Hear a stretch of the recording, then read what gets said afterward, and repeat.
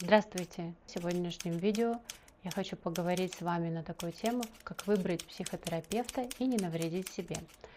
А в первых видео мы говорили с вами о том, что может происходить с психикой человека, когда он оказывается в неблагоприятных условиях, чего не нужно делать со своей психикой, или ошибки повседневности. Но возникает следующий важный вопрос, и сегодня мы поговорим на эту тему о том, как выбрать хорошего психотерапевта и на какие признаки действительно стоит ориентироваться. Кто такой психотерапевт, психолог, психотерапевт, врач? Мы говорили в предыдущих видео, вы можете их пересмотреть. Я не буду на этом останавливаться в этом видео подробно. Единственное, на чем я сакцентирую внимание, что на том, что психотерапевт это ни в коем случае не друг и ни в коем случае не волшебник. То есть не нужно относиться к психотерапевту как к другу, и он не может выполнять эту функцию, и также не следует испытывать иллюзии на волшебное исцеление. И здесь я вспоминаю такое выражение, высказывание: «Ох, обмануть меня нетрудно, я сам обманываться рад».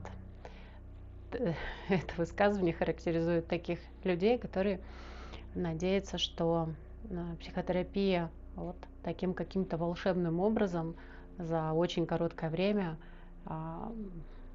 исцелит все беды и несчастья.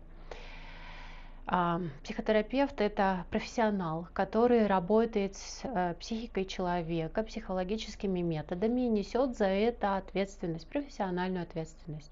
Как правило, хороший специалист имеет профессиональное образование, профильное образование. Это профильное психологическое, профильное медицинское образование, имеет обучение психотерапевтическому методу, прошел личную терапию, супервизию. Это такая профессиональная настройка, которая поддерживает специалистов с помогающей профессии и предотвращает их выгорание, решает вопросы ошибок в практике таких специалистов. И принадлежность к профессиональному сообществу. Это тоже так довольно-таки важно и хорошо. И давайте с вами подробнее остановимся на этих критериях. Итак, первый критерий – критерий образования.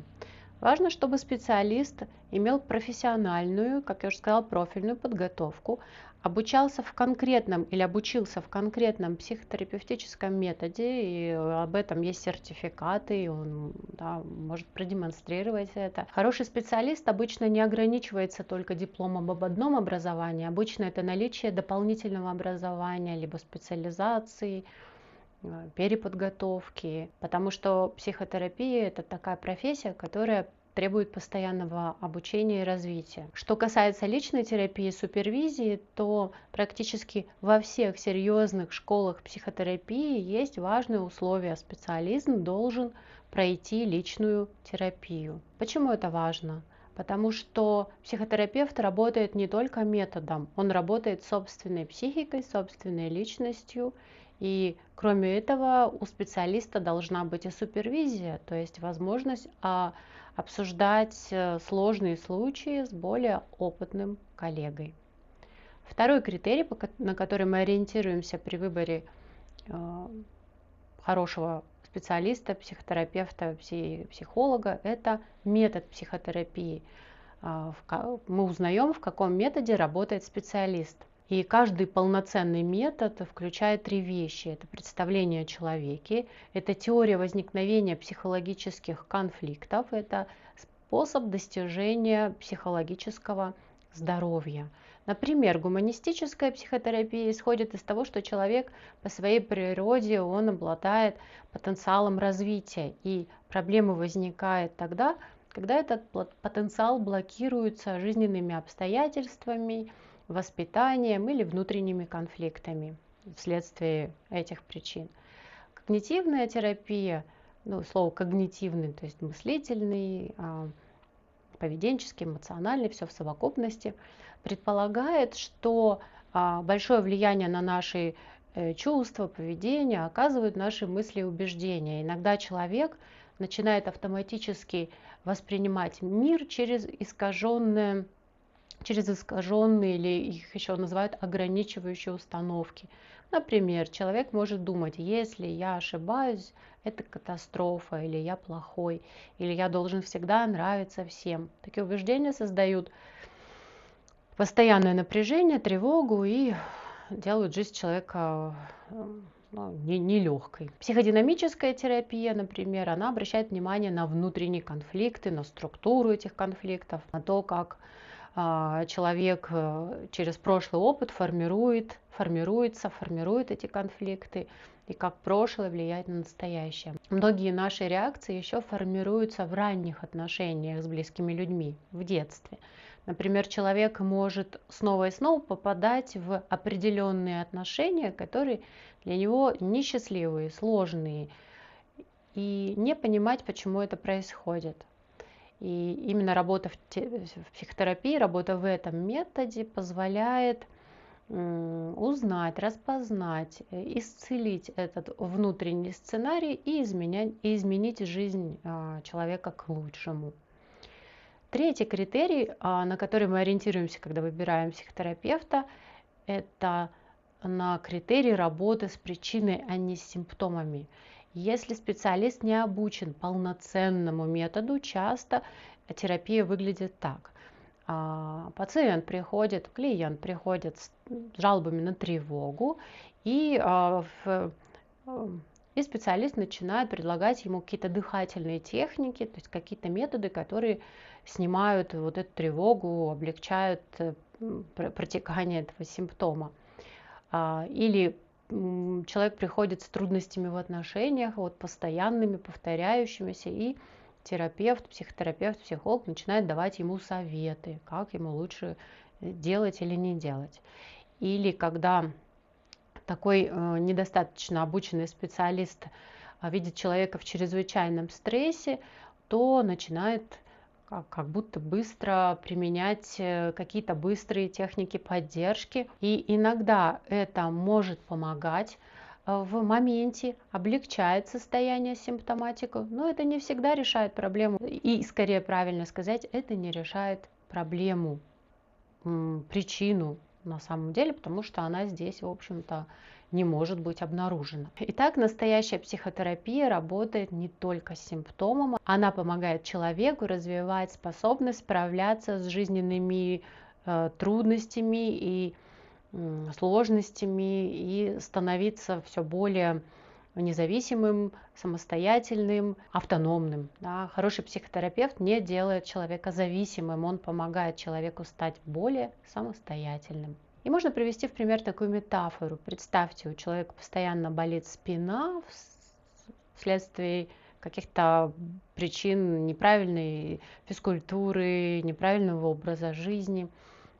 И человек постоянно принимает обезболивающие, но если причина в слабых мышцах, неправильной нагрузке или привычке сидеть неправильно, то проблема возвращается после того, как действие таблетки прошло. И психотерапия в этом смысле помогает не как обезболивающее, а воздействует на процесс восстановления и укрепления внутренних психических мышц, если мы пользуемся этой метафорой, которые помогают человеку справиться с жизненными трудностями вообще дальше самостоятельно. Четвертый критерий выбора хорошего психотерапевта – это личность терапевта. В психотерапии работает не только метод, работает личность терапевта. Иногда говорят, психика терапевта – это инструмент работы тоже, не только метод. Это связано со способностью, которую называют эмоциональной компетентностью. Например, человек может прийти на терапию с сильными чувствами стыда, злости. Иногда это переживание настолько глубокое, что человек даже не может об этом говорить, ему трудно. И если специалист не готов к таким эмоциям, он может начать их избегать или не распознать. И начать давать быстрые советы, переходить на другие темы в разговоре, торопить человека, или присоединиться к переживанию самому и перестать быть терапевтом, а стать соучастником этих эмоций, переживать сильно. Но эмоционально зрелый терапевт способен спокойно выдержать эти чувства и помогать человеку, выдерживая одновременно, помогать постепенно их осознавать. И иногда именно этот опыт, когда рядом оказался вдруг человек, который способен выдержать нашу боль, становится важной частью терапии. Это уже терапевтично. Пятый критерий, на который мы ориентируемся в выборе психотерапевта, это личностные признаки. Важно обращать внимание на свои ощущения рядом со специалистом. Не игнорировать их, не обесценивать, не прогонять ни в коем случае, а наоборот концентрироваться и обращать внимание. Какие могут быть эти признаки? Ну, из положительных, хороших признаков это чувство безопасности, ощущение уважения к специалисту, возможность говорить на стыдные какие-то закрытые темы, то есть открыто говорить, желание обсуждать сложные темы. Это хорошие признаки, скорее говорящие о том, что специалист выбран правильно. Существуют так называемые красные флаги, то есть признаки, которые должны насторожить. Это забывание сессии специалистом или частые опоздания, грубость, игнорирование клиента или такое поведение, когда специалист демонстрирует все знания, все понимание, без толики сомнений, и это как будто выглядит нарочито и настораживает. У меня был такой случай в практике, когда ко мне пришла пациентка с ухудшением психического состояния до степени декомпенсации достаточно сильной после подобной интервенции, где специалистам были нарушены ее границы. Но только даже то, что сеансы проходили где-то дома у такого специалиста, уже наводят на мысль, что здесь границы нарушены.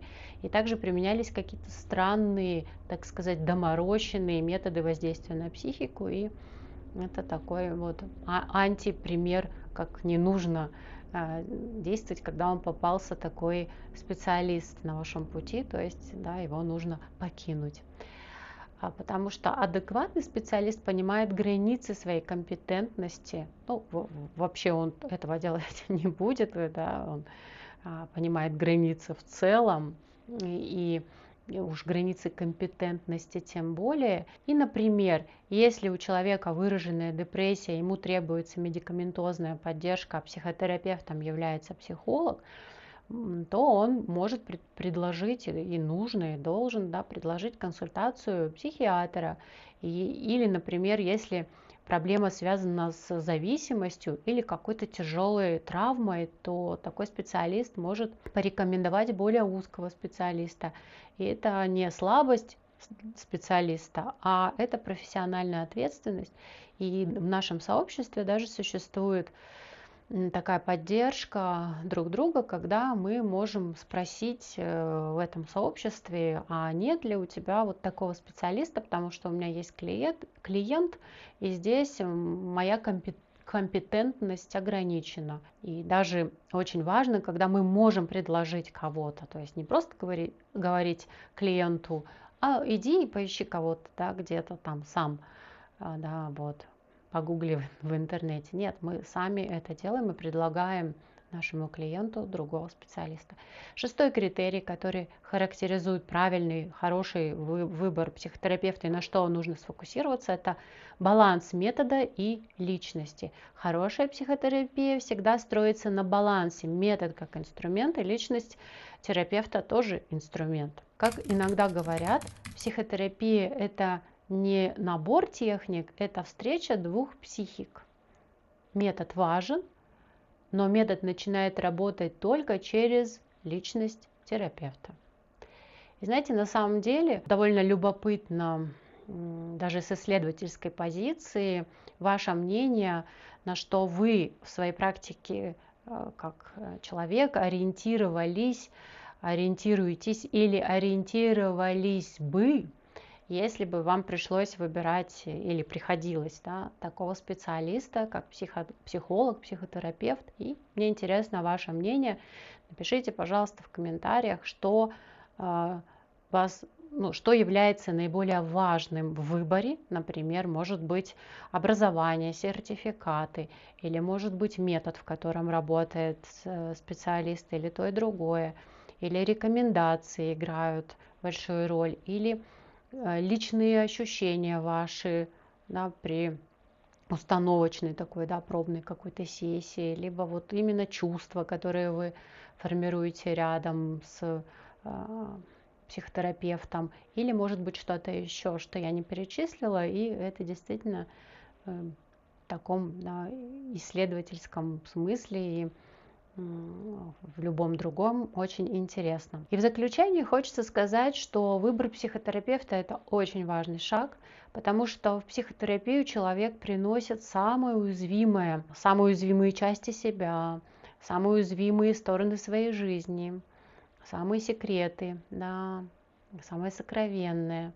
И поэтому важно, чтобы рядом оказался именно специалист со всеми большими буквами в этом слове, который обладает не только знаниями, теорией, методом, но и человеческой зрелостью, определенными человеческими качествами, тем, что я перечислила в сегодняшнем видео. И иногда говорят, главный критерий хорошей терапии, она постепенно делает человека более свободным. И в следующей лекции мы с вами поговорим о том, что на самом деле происходит за закрытой дверью у психотерапевта и почему разговор может быть лечебным. Спасибо за внимание. До следующей встречи.